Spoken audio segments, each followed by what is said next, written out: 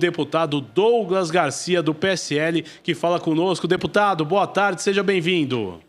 Boa tarde a todos os amigos da Rede Alesp, tudo bom? Tudo bem, deputado? Vamos fazer aí um raio-x dos últimos acontecimentos aí da pandemia de coronavírus no estado de São Paulo. Qual a sua opinião, e também no Brasil, qual a sua opinião aí das últimas medidas do governo federal? Ontem também aprovado na Câmara Federal a renda mínima para a população, e hoje o presidente Jair Bolsonaro e também o presidente do Banco Central anunciaram aí um apoio às micro e pequenas empresas na realização, em relação, né, as folhas de pagamento. Deputado, quais suas opiniões sobre isso?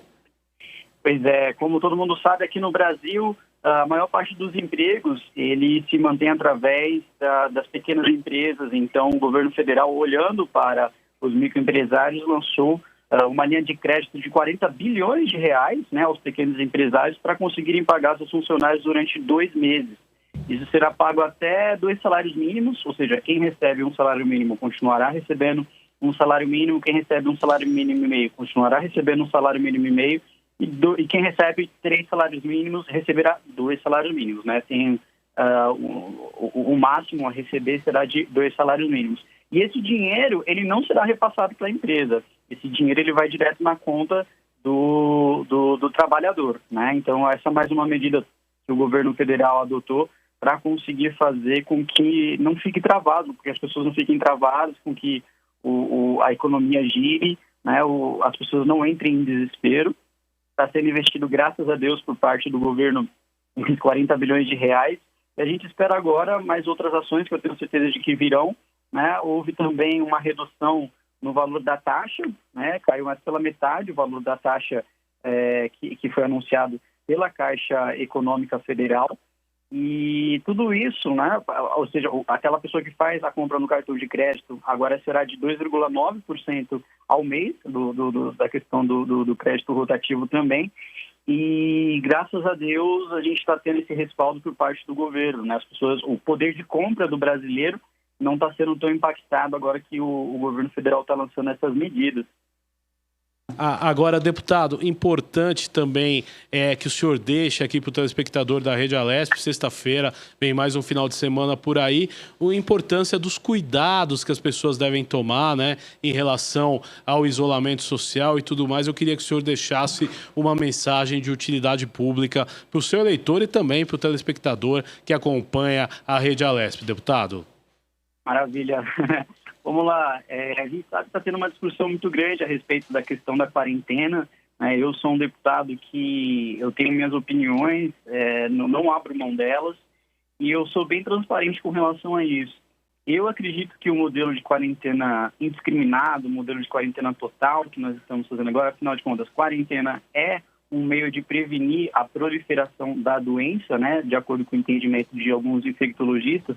Porém, eu acredito que o melhor jeito que a gente pode conseguir realizar essa quarentena é a quarentena vertical, uma vez que a gente sabe que a economia do país ela vai ser muito afetada, a economia do país ela vai ser muito impactada, e os cuidados que o brasileiro deve ter não é apenas a questão de saúde, a questão de higiene, mas também os cuidados com a própria casa, com o próprio lar, com a própria, o próprio poder de compra, e isso o Estado deve cuidar também. É por isso que eu insisto para que o governo do Estado, né, uma vez que compete ao governo do Estado e às prefeituras também essa questão de determinar a quarentena, que o governo do Estado faça com que a população venha ter uma quarentena vertical. E isso não é defendido apenas por mim, para não ficar apenas nas minhas palavras. Tem um infectologista bastante famoso chamado Anthony Wong, e ele provou por A mais B que o modelo de quarentena que o Brasil passa por hoje, né, que é essa quarentena total, isso vai ser só prejudicial,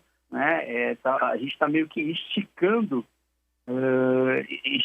mais a doença, né? As autoridades públicas que estão incentivando a quarentena total, na verdade, elas estão esticando o tempo de propagação da doença e adiando o seu pico de proliferação, né? O que poderia acabar agora no mês de abril pode sim se tornar um inferno com a chegada do inverno no meio do ano. O que eu quero dizer?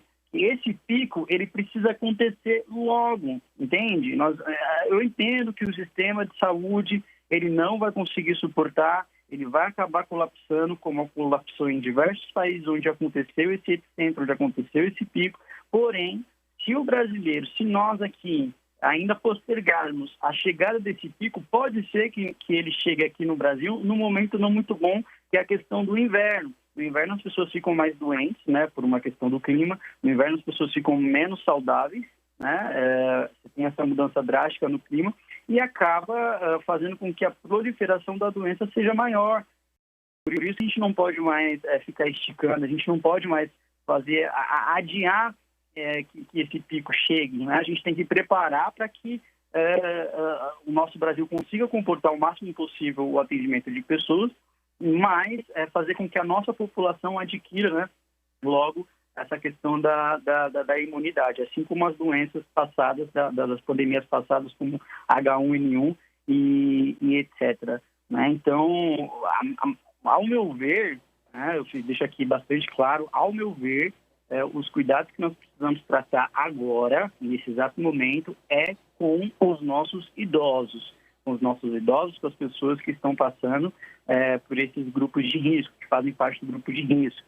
Né? Os demais, por uma questão de não deixar o povo morrer de fome, porque infelizmente isso pode acontecer, né? Nós precisamos voltar a uma rotina, com todos os cuidados do mundo, mas nós precisamos voltar à nossa rotina. O Brasil ele não pode travar, o Brasil ele não pode parar, e a gente vai acabar colapsando o nosso país se a gente não tomar as atitudes devidas para conseguir fazer com que o brasileiro volte à sua rotina normal, né? Essa é a minha posição, é isso que eu defendo, é isso que o presidente da República também defende.